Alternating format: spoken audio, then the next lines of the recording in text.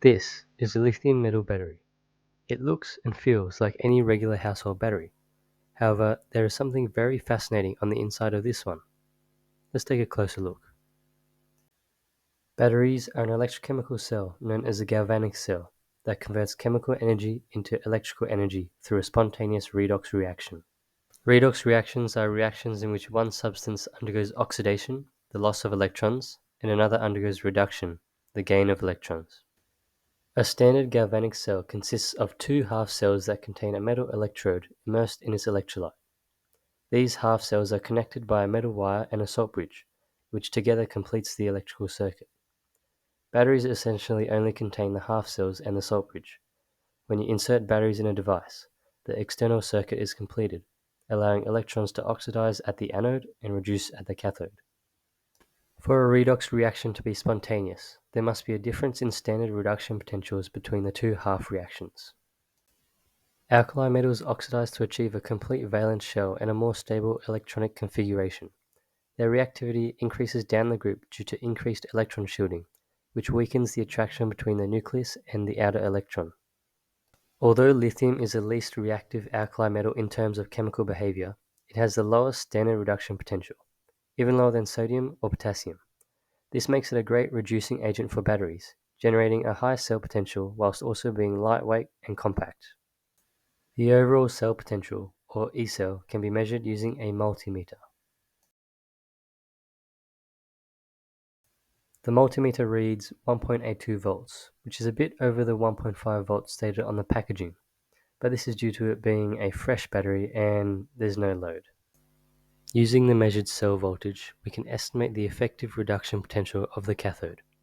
Since the battery operates under non-standard conditions, including a non-aqueous environment, an organic electrolyte, and electrode surface effects, we adjust lithium's potential to around negative 1.22 volts. That gives iron disulfide an effective reduction potential of about positive 0.60 volts. And there we go. But that's probably not the reason why I clicked on this video today. The main experiment between lithium and water is probably way more interesting. Lithium metal is difficult to obtain on its own because of its high reactivity. However, in batteries, it's safely encased within a sealed shell that prevents it from reacting with the oxygen in the air. So with that, let's begin the extraction process.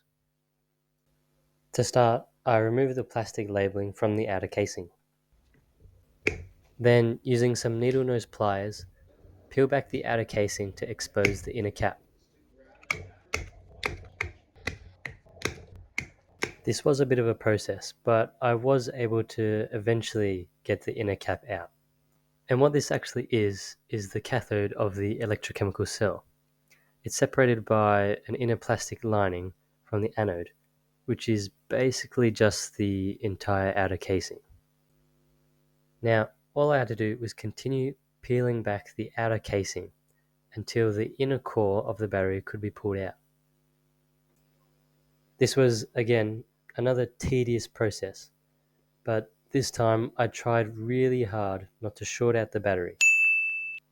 Shorting out the battery, or short-circuiting the battery, means that the electricity takes an unintended low-resistance path when completing an electrical circuit.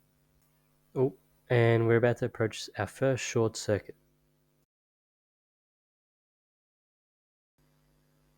Did you catch that? The arc was only visible for a single frame or so. Now that's fascinating.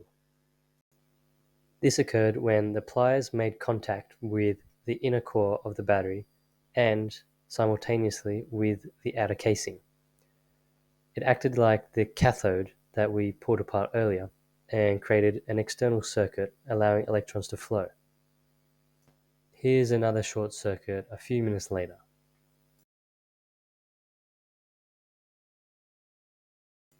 While all this short circuiting may look very cool, it's actually reducing the amount of lithium metal we can extract.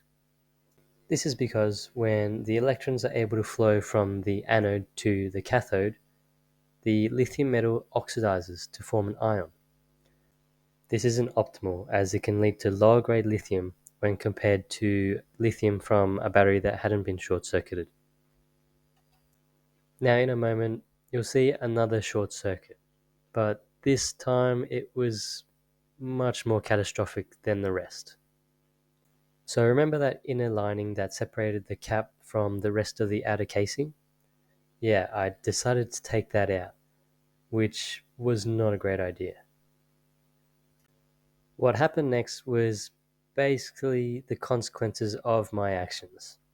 When I tried to pull another part of the outer casing down again, I accidentally pressed it up against the top of the core.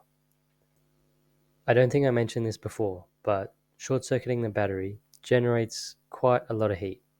With the other short circuits, I was quickly able to take away the pliers to stop the flow of electrons. But in this instance, I was not able to stop the short circuit, which allowed it to keep heating up. I was fully prepared something like this was going to occur, so I quickly vacated outside in a well-ventilated area to let it cool down. Luckily, while I was there, I was able to separate the outer casing from the top of the core, stopping the flow of electrons. Unfortunately, some burn marks were created on the side of the core, but that's alright. Anyways, I decided to proceed with the experiment after it had cooled down and I had exposed enough of the core. I used the larger pliers to pull the core from the outer casing. Now all we have to do is unroll the core to obtain the lithium metal on the inside.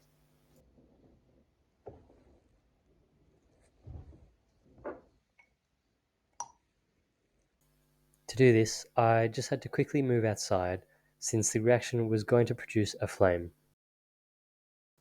I will be using all of it today since storing lithium metal is generally difficult, and once again, it's a fire hazard, it's corrosive, and highly reactive.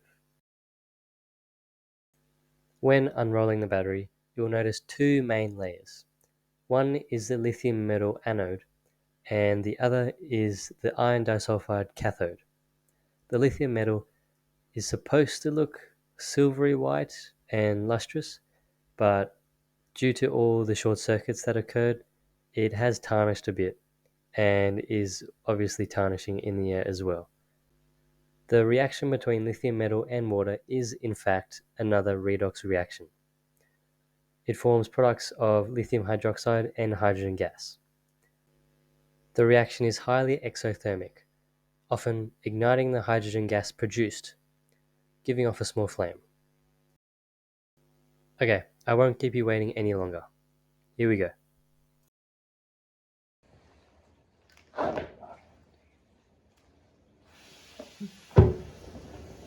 Stay back.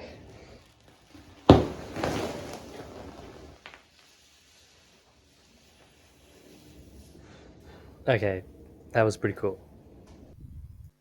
The audio didn't really do the reaction any justice here, but if you did notice the slight sizzle, that was actually the hydrogen gas being produced. The color of the flame was also very nice. It looked about a red carmine. Here's what the reaction did to the container.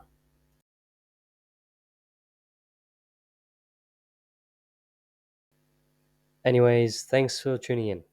Let me know what I should do for my next experiment.